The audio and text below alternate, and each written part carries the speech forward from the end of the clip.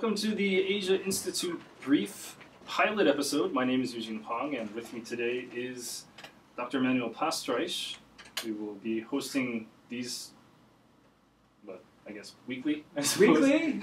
Bi-weekly maybe, perhaps. So today our topic is we're going to talk about President Park, who will visit the United States upcoming, I guess President Xi Jinping of China is visiting in October, and President Park will go before that. In June, probably. In June. And also, this comes after President Shinzo Abe, or Abe Shinzo's visit in April. So, kind of, a lot of people are looking at this as maybe they're getting their ducks in a row between Abe and Park before speaking to President Xi Jinping. Right. So, just to get the alliances with the United States and the Pacific in order. Right, right. So, that's an interesting sort of way to put it. I mean, because it can be read in multiple ways. On the one hand, I guess you could see it, if you're thinking in a triangular mind, then the United States and Japan and Korea are aligning this sort of like new alliance against this rising China.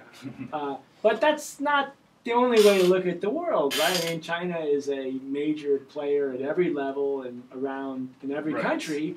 And you could also look at it the other way, which is to say that President Park's visit is sort of like a bridge between Prime Minister Abe's visit and President Xi Jinping's visit coming up, and that maybe she can sort of segue, as it was, or maybe mediate in a way to come to some sort of positive result. So in many ways, just as Korea is a physical bridge between Japan and China, perhaps her visit could be a diplomatic bridge between two countries. Totally possible. But a lot of people in Korea itself, when you're talking about Japan, you always have a lot of friction with Korea and Japan, and they're going to compare the treatment that Park Geun-hye gets with the treatment that Prime Minister Shinzo Abe got. So. Maybe there will be a lot of comparison, and they'll see, well, Abe did this, he went to this place and talked to these people, so shouldn't Park Geun-hye do the same thing and have at least equal representation, because we don't want to lose out to Japan. Well, it's a very natural response, and I totally understand it, but I think strategically it's probably the wrong approach. To start with, I mean, Prime Minister Abe Shinzo had the great honor of addressing a joint session of Congress, but Congress in the United States is at an all-time low in terms of people's trust in Congress, and if everybody in Congress 100% agree with something, I don't think that means that Americans agree with it at all. So I think the value of that is, or the White House or Obama, I mean, the world is just changing very rapidly, so I think it's a mistake to assume that because he addressed Congress, therefore he has like mighty supernatural powers. Right. So maybe the best way is not to try and be like Abe or Prime Minister Abe, but rather to sort of cut from a different direction, right? To maybe do it in a slightly broader way, maybe a slightly different audience, maybe more low-key, And you mentioned President Xi Jinping's meeting with President Obama. So this is a very good example. So, of course, he had a meeting last year, too, right, in Beijing. So if you compare the meeting of Abe, Prime Minister Abe with President Obama, with the meeting of President Obama and President Xi Jinping last year, which one was the more successful?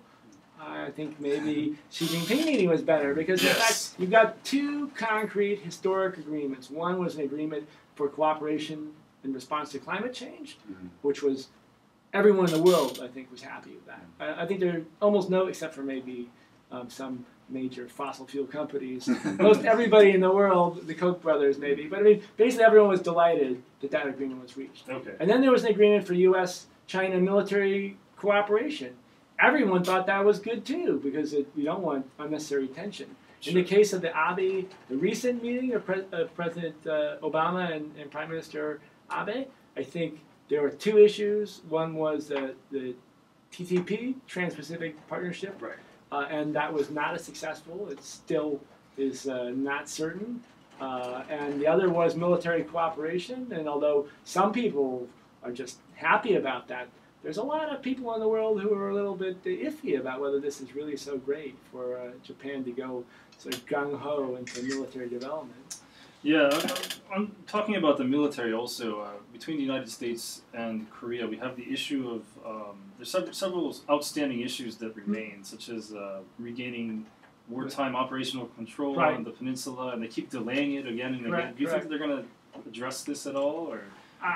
It could be an issue. I think, as you know, this was the issue that President Nomuhyun went to the mat for, and many politicians, I think, learned from that to stay away from this issue. Right?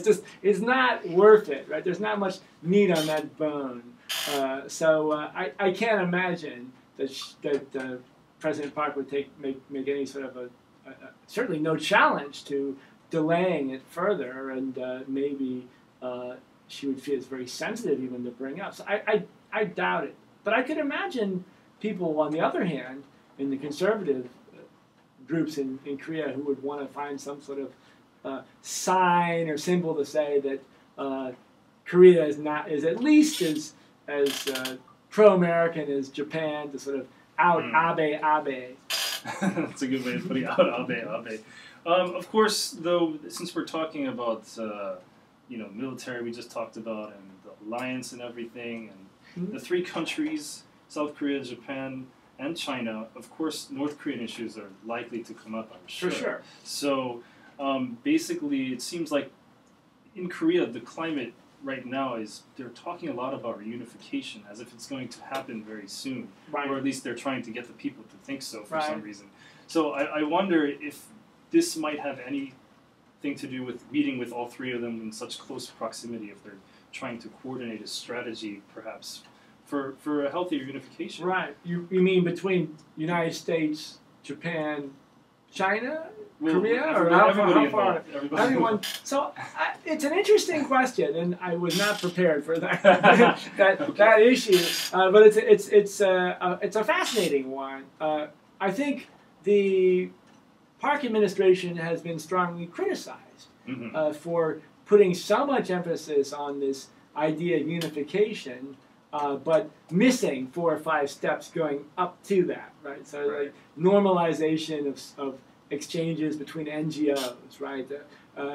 Bringing down the military tension, military exchanges, all these steps which have to come way before you get to any unification, have been sort of in deep freeze. So that's been an issue.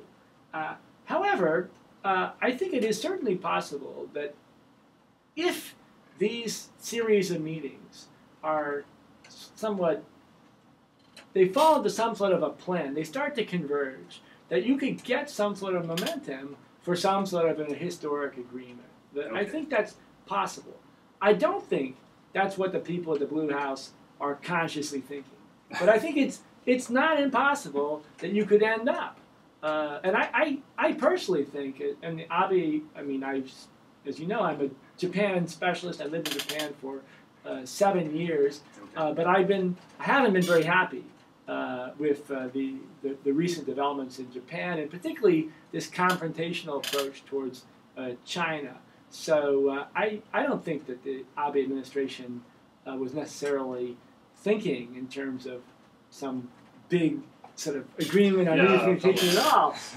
But the fact that they were not planning it, as you say in Korea, you can have sleep in the same bed and have different dreams, right? I mean, the fact that they weren't planning it doesn't mean that it can't converge with a positive outcome. All right. Well, this trip looks like it's going to be really interesting. We'll have to wait and see what exactly happens. Yes. But I'd like to thank you today for having this discussion with me, and we'll see you next time. Thanks for taking the time.